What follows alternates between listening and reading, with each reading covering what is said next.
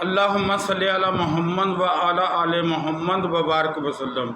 الصلاۃ والسلام علیکہ یا سیدی یا رسول اللہ۔ دوستو السلام علیکم، کیسے ہیں آپ؟ دوستو آج میں نے ویڈیو کا موضوع تھوڑا سا چینج کیا ہے۔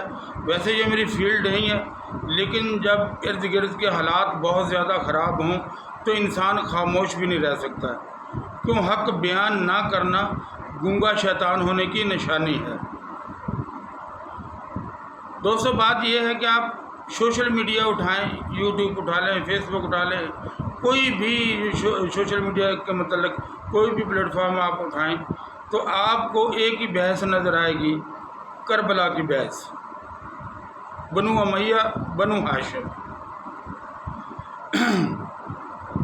دوستوں سے درخواست ہے کہ اگر ویڈیو اچھی لگے تو لائک بھی کریں، سبسکرائب بھی کریں اور دوستوں کے ساتھ شیئر بھی کریں۔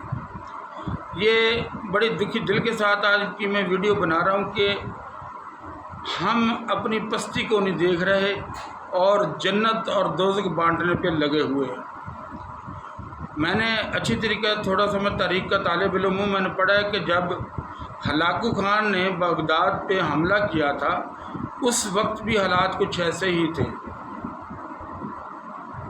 کیونکہ اس وقت بھی فرقہ واریت بغداد میں انتہا پر تھی، جیسے آج کل پاکستان میں ہے۔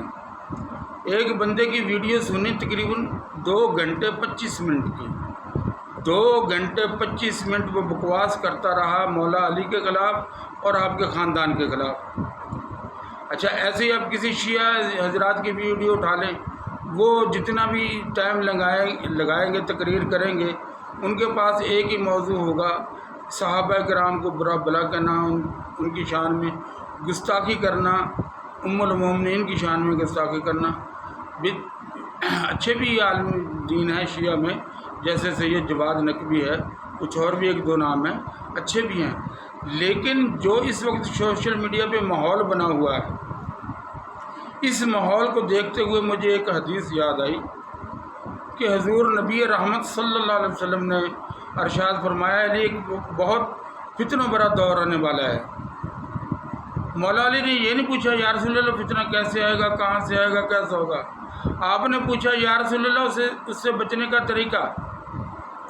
آپ نے فرمایا اس دور میں اور فتنوں کے دور میں جو بندہ بیٹھا ہوگا وہ کھڑے سے بہتر ہے، جو کھڑا ہے وہ چلنے والے سے بہتر ہے، جو چل رہا ہے وہ دوڑنے والے سے بہتر ہے۔ میں اللہ کا واسطہ دے کر آپ دوستوں سے درخواست کرتا ہوں کہ جو بندہ بھی خواہ وہ کسی بھی مسلک کا ہو، شیعہ ہو، بریلوی ہو، دیوبندی ہو، اہل حدیث ہو، جو بندہ بھی آپ کو لڑانے کی کوشش کرتا ہے آپ اس کی ویڈیو کا بائیکاٹ کریں۔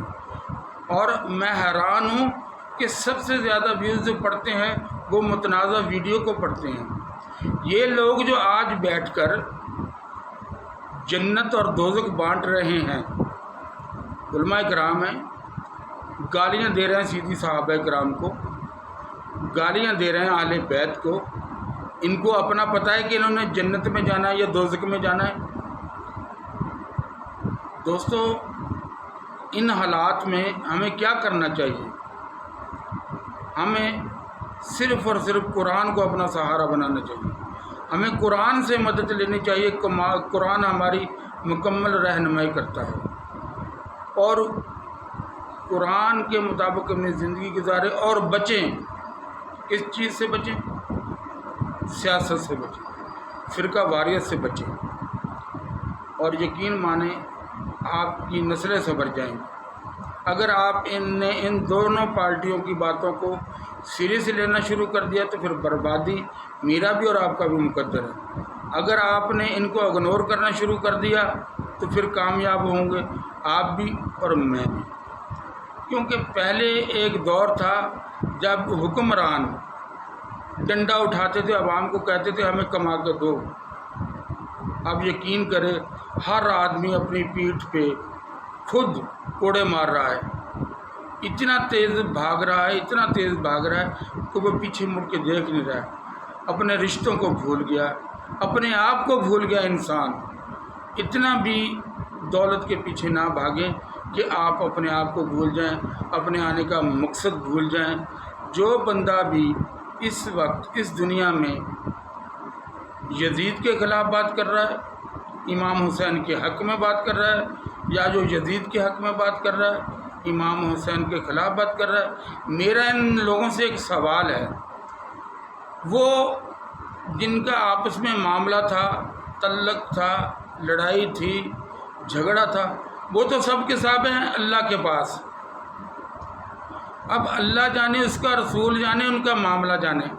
اب 1500 سال کے بعد، 1450 سال یا 1500 سال کہہ لیں، اس کے بعد آج میں یا آپ کسی کو جنتی اور جہنمی ہونے کا سرٹیفکیٹ دے سکتے ہیں؟ بالکل بھی نہیں۔ ان لوگوں کو شرم نہیں آتی، صرف اپنی انٹرنیٹ پہ دکان چمکانے کے لیے لوگوں کے اندر تفرقہ بازی پیدا کرتے ہیں، فرقہ واریت پیدا کرتے ہیں، اور نام دیتے ہیں کہ ہم حق گو ہیں۔ اگر حق گو ہوتے تو 57 ممالک اور پوری دنیا سے آپ کو جوتیاں پڑ رہی ہیں۔ صرف 1,25,00,000 یہودی ہیں، آپ 2.25 ارب ہیں مسلمان۔ آپ میں یہ جرت نہیں ہے کہ آپ ان کا مقابلہ کر سکیں، ان کو کہیں سے روک سکیں۔ تو آپ خود بھی بچیں، اپنے اہل و عیال کو بھی بچائیں، کیونکہ جو معاملہ میرے اور آپ کے ہاتھ میں ہے ہی نہیں، تو پھر میں اس پہ زبان درازی کیوں کروں؟ وہ سب لوگ اللہ کے پاس ہیں، وہ جانے، ان کا اللہ جانے، ان کے معاملات جانے، ان کے فیصلے جانے۔ مجھے جو حکم دیا گیا ہے وہ ہے شریعت محمدی پہ عمل کرنے کا۔